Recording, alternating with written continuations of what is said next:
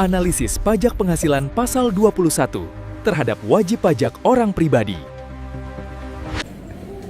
Assalamualaikum warahmatullahi wabarakatuh. Pada kesempatan ini saya akan menjelaskan secara singkat mengenai pajak penghasilan pasal 21. Pajak penghasilan pasal 21 atau PPh 21 merupakan pajak yang dikenakan atas penghasilan yang diterima oleh orang pribadi dalam negeri, khususnya yang berasal dari hubungan kerja, jabatan, jasa, atau kegiatan tertentu. Penghasilan tersebut dapat berupa gaji, upah, honorer, tunjangan, maupun pembayaran lain yang sejenis.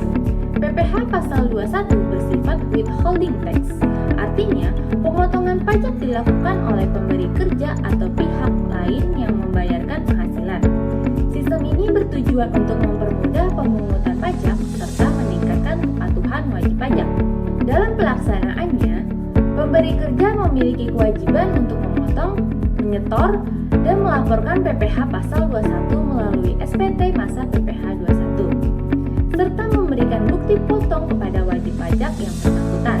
PPh 21 juga bersifat subjektif, karena memperhitungkan kondisi pribadi wajib pajak seperti status kawin dari jumlah tanggungan yang tercermin dalam penghasilan tidak kena pajak atau PTKP. Besaran pajak dihitung dari penghasilan bruto dan dikurangi biaya jabatan dan PTKP. Dari sisi ketentuan waktu, penyetoran PPh 21 dilakukan paling lambat tanggal 10 bulan berikutnya. Sedangkan pelaporan SPT masa dilakukan paling lambat tanggal 20 bulan berikutnya. Keterlambatan dapat dikenakan sanksi administrasi sesuai dengan peraturan perpajakan yang berlaku. Dasar hukum PPh pasal 21 diatur dalam Undang-Undang Pajak Penghasilan yang terakhir diperbarui melalui Undang-Undang Harmonisasi Peraturan Perpajakan tahun 2021, serta didukung oleh berbagai peraturan pemerintah, peraturan Menteri Keuangan, dan peraturan Direktur Jenderal Pajak. Dengan adanya ketentuan PPh pasal 21, diharapkan pemungutan pajak dapat berjalan lebih tertib, adil, dan efisien serta mendukung penerimaan negara. Pada bagian ini saya ingin menjelaskan data pajak yang digunakan dalam perhitungan pajak penghasilan orang pribadi. Perhitungan ini berdasarkan pada formulir 1721A1 Tahun Pajak 2024. Pertama, identitas wajib pajak. Wajib pajak bernama Inkan Ayutri Hoirunisa dengan NPWP 402774407000. Status perpajakan tidak kawin atau TK0. Bekerja sebagai staf di PT Bastama Mitra Persada dengan masa pajak Januari sampai Desember 2024. Selanjutnya, penghasilan neto selama 1 tahun. Penghasilan neto yang diterima dari hubungan kerja adalah sebesar 44.972.605 perak.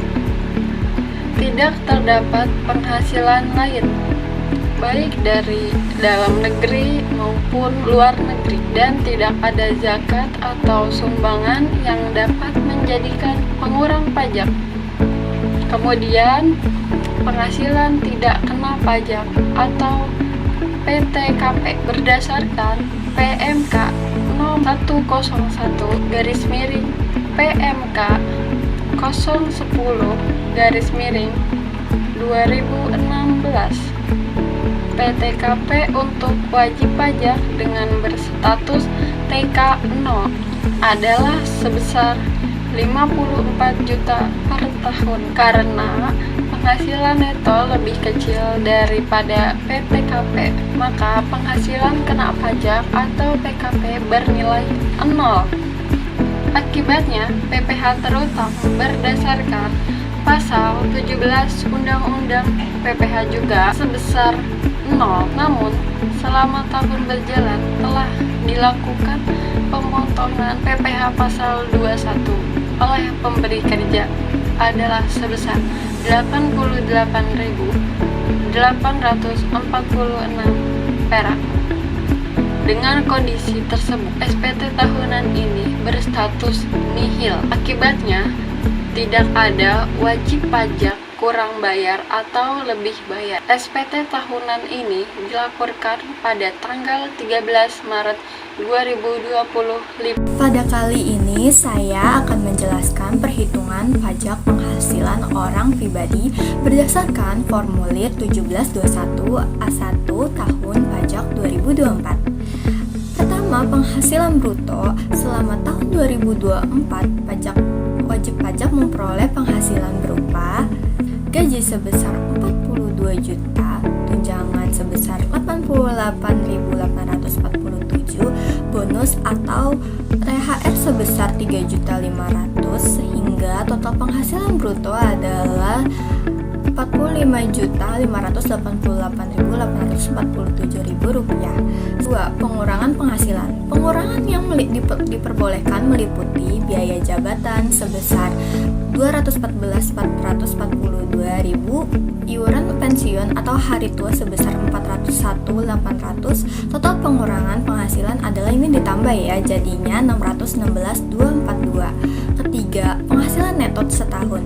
Penghasilan neto diperoleh dari penghasilan bruto dikurangi total penghasilan. Jadi penghasilan neto setahun adalah 44.972.605.000. Penghasilan tidak kena pajak atau PTKP. Wajib pajak memiliki status tidak kena pajak atau TK 0 sehingga PTKP yang berlaku adalah 54 juta. Kelima, penghasilan kena pajak atau PKP. PKP dihitung dari penghasilan neto dikurangi PTKP. Karena penghasilan neto lebih kecil dari PTKP, maka PKP-nya 0. Yang keenam, ada PPh terutang dan kredit pajak. Karena PKP bernilai 0, maka tidak ada PPh terutang. Kredit pajak PPh 21 yang telah dipotong pemberi kerja sebesar Rp88.846.000 dan jumlah tersebut bersifat nihil setelah perhitungan akhir. Jadi kesimpulannya teman-teman, bahwa wajib pajak tidak memiliki pajak kurang bayar maupun lebih bayar. Dengan ini, status SPT tahunan adalah nihil. Sebagai kesimpulan, pajak penghasilan pasal 21 PPh 21 merupakan pajak penting yang dikenakan atas penghasilan wajib pajak orang pribadi yang berasal dari pekerjaan, jasa, atau kegiatan tertentu. Pajak ini juga berperan besar sebagai sumber penerimaan negara untuk mendukung pembangunan nasional. Selain itu, penerapan PPh 21 diatur dalam Undang-Undang Pajak Penghasilan beserta peraturan turunannya dan bersifat subjektif karena memperhitungkan kemampuan wajib pajak melalui penghasilan tidak kena pajak atau PTKP, serta juga biaya-biaya yang diperbolehkan seperti biaya jabatan dan biaya iuran pensiun. Selanjutnya, subjek PPh 21 meliputi pegawai tetap, pegawai tidak tetap, penerimaan pensiun, hingga jasa. Dalam pelaksanaan, pemberi kerja berperan sebagai pemotong pajak yang wajib memotong, menyetor, dan melaporkan PPh 21 sesuai dengan ketentuan yang berlaku. Berdasarkan studi kasus atas nama Pinkan Ayu Trio Khairunisa, diketahui bahwa penghasilan netonya sebesar Rp44.972.605 masih berada di bawah PTKP 54 juta, sehingga penghasilan kena pajak bersifat nol dan status SPT tahunan adalah nihil. Selanjutnya, pelaporan pajak dilakukan melalui e-filing DJP online yang mempermudah wajib pajak memenuhi kewajiban perpajakan, lebih praktis, aman, dan efisien.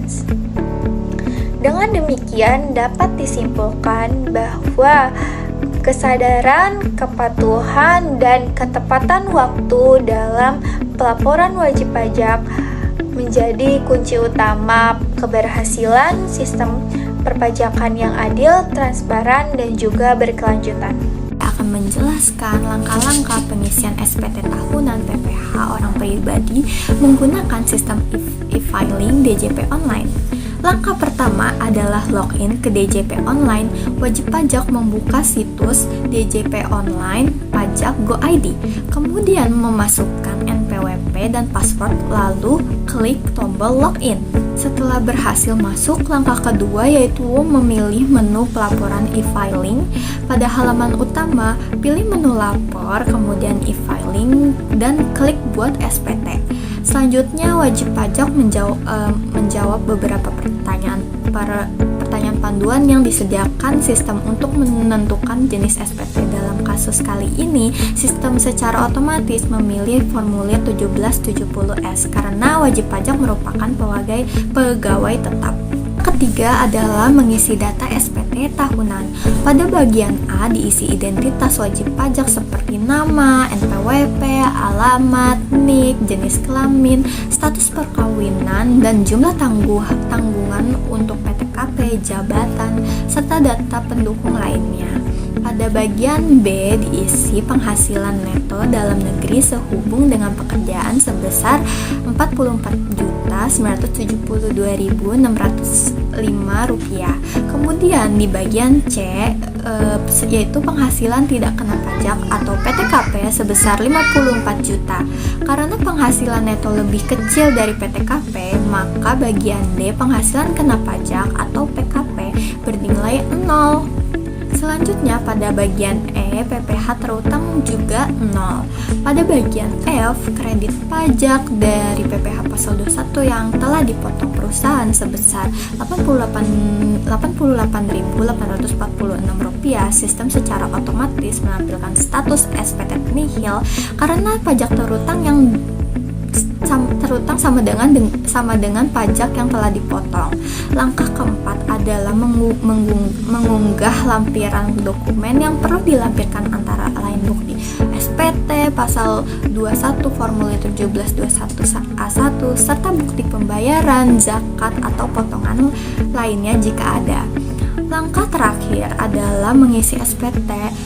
Setelah seluruh data dipastikan benar, klik langkah berikutnya, lalu pilih kirim SPT. Masukkan kode verifikasi atau token yang dikirim ke email terdaftar. Kemudian klik kirim. Jika berhasil, sistem akan menampilkan bukti penerimaan elektronik sebagai tanda bahwa SPT telah dilaporkan. Demikian penjelasan mengenai langkah-langkah pengisian SPT tahunan PPh orang pribadi menggunakan atau melalui e-filing DJP online. Terima kasih.